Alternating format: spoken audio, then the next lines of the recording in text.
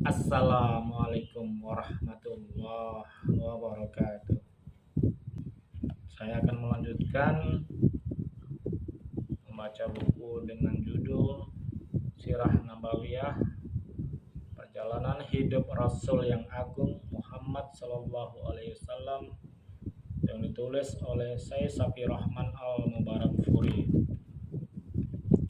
Sepeninggal Zaimah,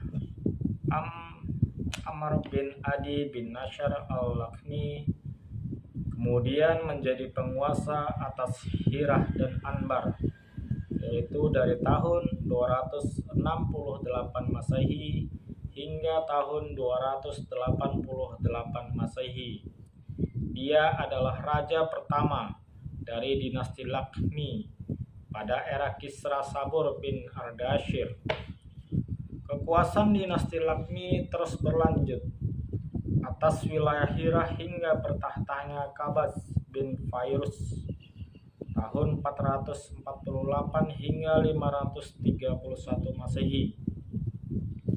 Pada era kekuasaannya muncullah seseorang yang bernama Masdak yang melegalkan permisivisme. Gaya tindakannya ini diikuti juga oleh Qabas dan mayoritas rakyatnya.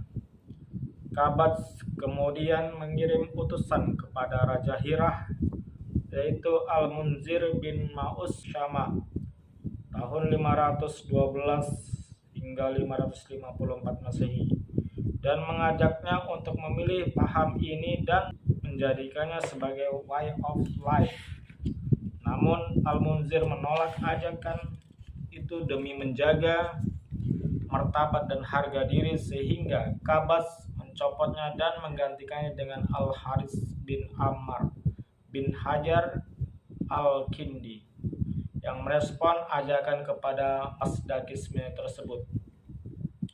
Qabas kemudian diganti oleh Kisra Anushirwan tahun 531 hingga 578 Masehi yang sangat anti terhadap paham tersebut. Karenanya dia membunuh Masdak dan para pengikutnya serta mengangkat kembali Al-Munzir sebagai penguasa atas Hirah.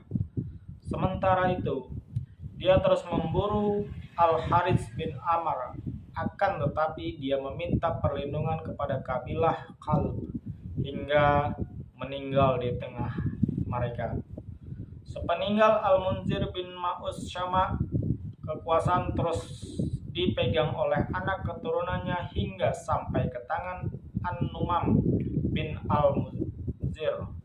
Dialah orang yang mendapatkan kemarahan Kisra akibat siasat adu domba yang direkayasa oleh Zaid bin Azzi al-Abdad. Kisra akhirnya mengirim utusan kepada An-Numan untuk memburunya.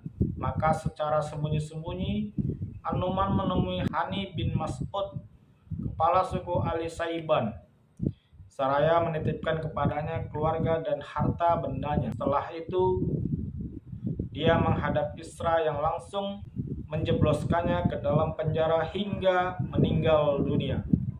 Setelah itu Kisra mengangkat Iyas bin Kabishah At-Tai sebagai penggantinya menjadi penguasa di Hirah dan memerintahkannya untuk mengirimkan utusan kepada Hani bin Mas'ud agar memintanya untuk menyerahkan titipan yang ada padanya. Namun Hani menolaknya demi menjaga harga diri dan martabat. Bahkan dia memaklumatkan perang melawan raja. Selang beberapa saat tibalah para panglima Kisra beserta batalion-batalionnya dalam barisan pasukan Iyas tersebut, sehingga kemudian terjadilah suatu pertempuran yang amat dahsyat antara kedua pasukan itu di sebuah tempat yang bernama Zikar. Pertempuran tersebut akhirnya dimenangkan oleh suku Bani Saiban, di mana Hani sebagai kepalanya. Sementara Persia mengalami kekalahan yang sangat memalukan. Ini adalah kemenangan pertama bagi bangsa Arab terhadap bangsa asing. Ada riwayat yang menyatakan bahwa hal itu terjadi tak berapa lama setelah kelahiran Nabi Shallallahu Alaihi Wasallam, sebab beliau lahir 8 bulan setelah berkuasanya Iyas bin Kabisyah atas Hirah. Sepeninggal Iyas, Kisra mengangkat seorang penguasa di Hirah dari bangsa Persia yang bernama Azadbeh yang memerintahkan selama 17 tahun dari tahun 614 hingga 631 Masehi. Pada tahun 632 Masehi, tampuk kekuasaan di sana kembali dipegang oleh Ali Lakham. Di antara rajanya adalah Munzir bin An-Numan yang bergelar Al-Ma'rur. Umur kekuasaannya tidak lebih dari 8 bulan sebab kemudian berhasil ditaklukkan oleh pasukan kaum muslimin di bawah komando Panglima Khalid bin Al-Walid. Pemerintah di wilayah Sam. Pada periode di mana bangsa Arab banyak diwarnai oleh gelombang perpindahan berbagai kabilah, ada beberapa marga dari Khalda'ah yang berpindah menuju wilayah Sam dan menetap di sana. Mereka terdiri dari Bani Sulaih bin Khulwan, yang dari mereka muncul Bani Zan'am bin Sulaih dan lebih populer dengan sebutan Ad-Dajaimah. Mereka berhasil dijadikan boneka oleh bangsa Romawi guna mencegah keusilan bangsa Arab daratan dan sebagai kekuatan penyuplai dalam menghadapi pasukan Persia. Banyak di antara mereka yang diangkat sebagai raja dan hal itu berlangsung selama bertahun-tahun. Raja dari kalangan mereka yang paling terkenal adalah Ziyad bin Al-Habullah. Periode kekuasaan mereka diperkirakan berlangsung dari permulaan abad 2 Masehi hingga akhir abad 2 Masehi. Kekuasaan mereka berakhir setelah datangnya suku Ali Ghassan yang berhasil mengalahkan Ad-Dajaimah dan merampas semua yang mereka miliki. Atas kemenangan suku Ali Ghassan ini, mereka kemudian diangkat oleh Kekaisaran Romawi sebagai raja-raja atas bangsa Arab di wilayah Sam dengan kota Hauran sebagai pangkalan mereka. Dalam hal ini, kekuasaan mereka sebagai boneka bangsa Romawi di sana terus berlangsung hingga pecahnya perang Yarmuk pada tahun 13 Hijriah dan tunduknya raja terakhir mereka, Jabalah bin Al-Aiham, dengan memeluk Islam pada masa kekhalifahan Amirul Mukminin Umar bin Al-Khattab.